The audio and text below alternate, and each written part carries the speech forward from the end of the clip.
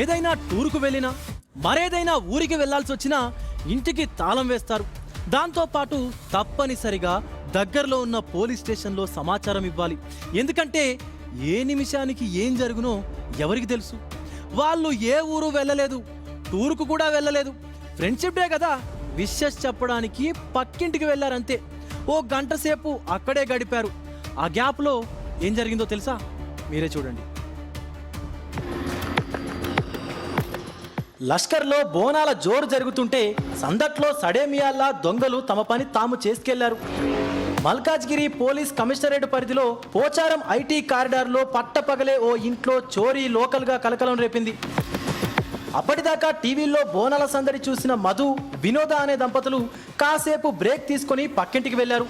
తిరిగి వచ్చేసరికి house breaking scene చూసి షాక్ అయ్యారు. మెయిన్ డోర్కు వేసి ఉన్న తాళం పగలగొట్టి లోపలికి వెళ్లిన దుండగులు అందిన కాడికి దోచుకెళ్లారు. బీరువాలో ఉన్న 9 తులాల బంగారు నగలు, 50,000 క్యాష్ ఎత్తికెళ్లారంటూ పోలీసులను ఆశ్రయించారు బాధితులు.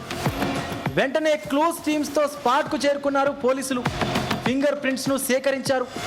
ఎక్కడికి పోతారా అని దొంగల జాడ కోసం సీసీటీవీ ఫుటేజ్ తిరిగేద్దామనుకుంటే కెమెరాలు లేవు. ఇంట్లో లేవు, కానీ వీధిలో సీసీ కెమెరాలు ఉంటాయిగా, వాటి ఫుటేజ్ని సేకరించారు.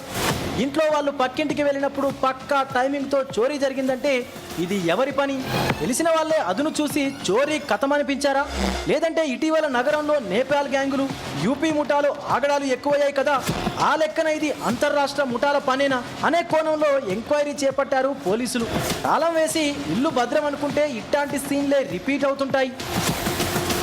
స్ట్రీట్లోనే కాదు, ప్రతి ఇంట్లో కంపల్సరీగా సీసీ కెమెరాలను ఏర్పాటు చేసుకోవాలని సూచించారు.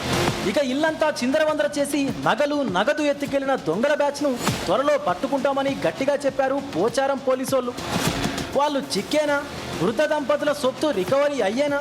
చూడాలిక.